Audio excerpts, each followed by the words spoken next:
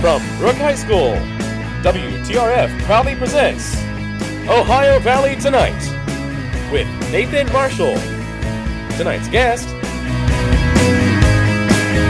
Tonight we're joined by the Celtic folk rock band, The Weathered Road, and we got with us Christopher Bell. Thanks for coming, Chris. Thank you. And we have Stephen Gierashon. Thanks for coming. Then you have the other members, which are Derek Court and Wyatt Smith, and you guys are out of Pittsburgh, Pennsylvania.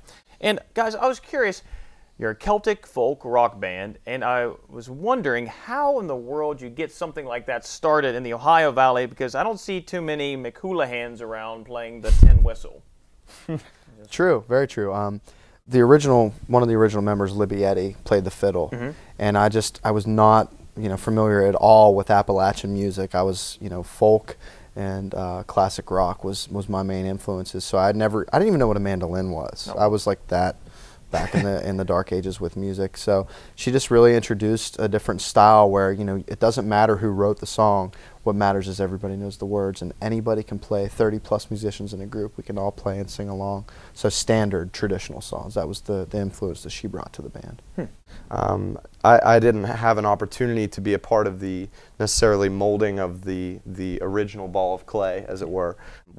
What makes it, I think, very interesting is the fact that we all were brought up with very, very different styles of music. And once we discovered, and it happened very quickly, we just kind of discovered that, wow, we can all sing together, and we can all play, and you can switch from this instrument to this instrument, and we'll do this. And as far as how do you form that, you don't. It's something that three people, or now it's different, but you get together and you let nature take its course. It's something that kind of came on its own. He was like Keller Williams. I don't know if you're familiar with that, but like a one-man band. When we met him, he had a loop pedal. He's walking around with a drum. Yeah, I mean, exactly. Yeah, little monkey hat, the whole deal. But I'd like to join your band. Yeah, exactly. Passing sign, towns I'll never know.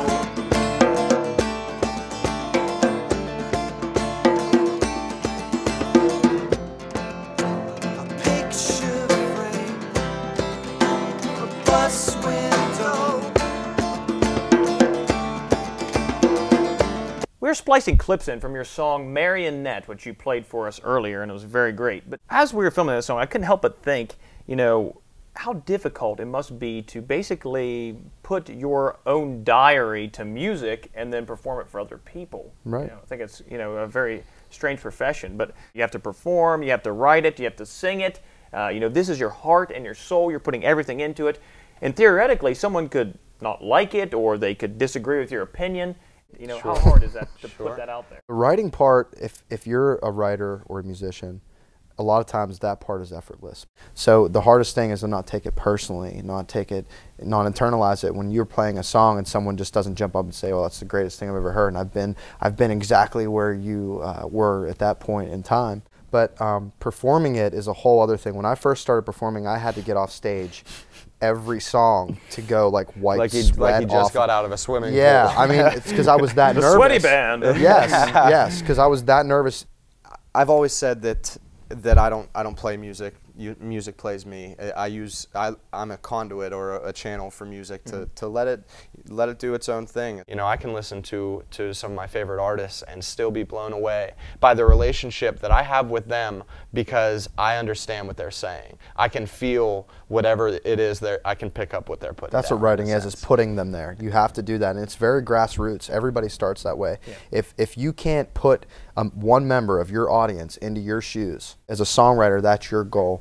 You write something that someone identifies that they could literally put themselves in your shoes. Yeah. And if you don't do that as a songwriter, that's the only way you can fail as a songwriter. What I would do, I would just give them my shoes. Right. And then once the weirdness wore off, I would sing them happy birthday.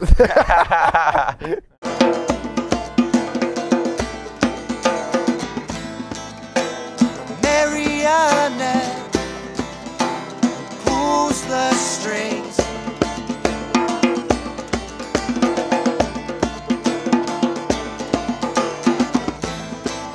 It's a silhouette, neither queen nor king.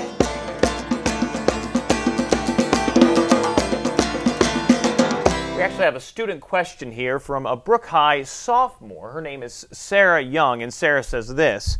My student question is, can you share with us your best on-tour Celtic folk rock band story? That's the typical band question. We want to know, what's your best tour story? Do it. I'm going to have to pick the last show that we did on our tour was at a place called Puck. Outside of Philadelphia. Sounds like a reputable Doylestown, place. PA, yeah. Yeah, and last leg of the tour, last day, you know, we're all packed into a Subaru, and we had all of our stuff and our clothes and everything, and it starts pouring down. And, I mean, tree limbs are falling. There's, you know, roads were flooded. End of days, Armageddon. Yes, honest to Sheriff's goodness, blocking Tom-Tom's way. Yeah, Mama Goose and her little geese trying to make their way up the current, and they're getting, it's like Frogger, they gotta jump, you know, through the sticks and whatnot. But it just seemed like the wrath of the gods was coming down, and we were really looking at this point for, you know, if it just so happens that we can't play the show, Oh, well, then we're going home. You know, then we decided to try to stick it out, and we did, and it turned out to be a fantastic night. We played with Denny Benet, who's just fantastic, and it turned out to be very fruitful. So it was one of those things where, you know, you take a chance, and, you know, you don't let the obstacle get the best of you, and you just hurdle, jump as high as you can. It's an empty cup and greed's to blame.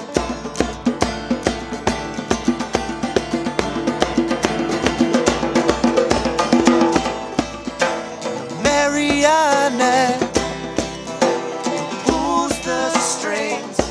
I was actually looking up Celtic folk music the other day, on Friday night, actually, in my spare time, when I'm sitting at home by myself, Friday night, eating Friday chubby night. hubby, Friday night. Ben and Jerry's ice Froyo. cream, and In my Snuggie. yeah, in my Snuggie, and I figured we would play a little game. This game, we're going to do is we're going to give you some Celtic music titles, and you have to tell us if these are real Celtic music titles or they're completely made up. And you know the answers? I know the answers. Okay. I know everything. Okay. Well, that's What I do on Friday night. Yeah. All right, here's our first one. The title is, What Would You Do with a Drunken Sailor? Real or made up?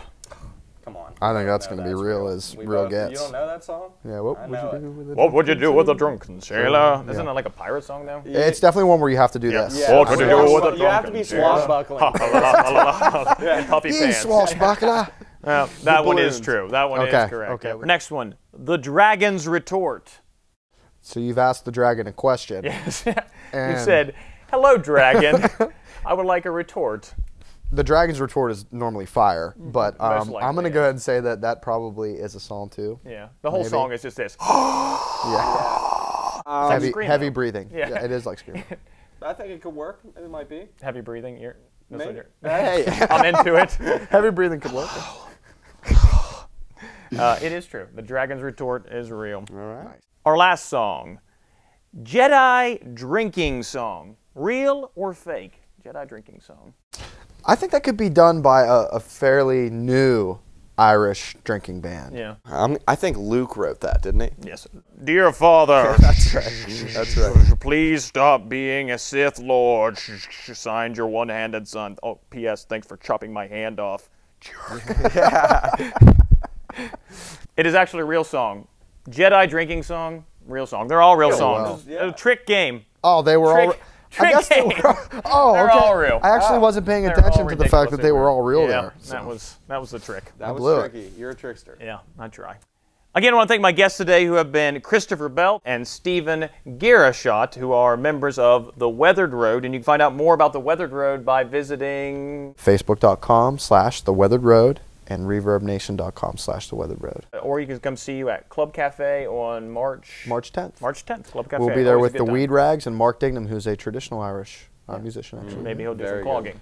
He might. He might. He And does for- some drinking. Yeah, that'd be great. And for Ohio Valley Tonight, this has been Nathan Marshall.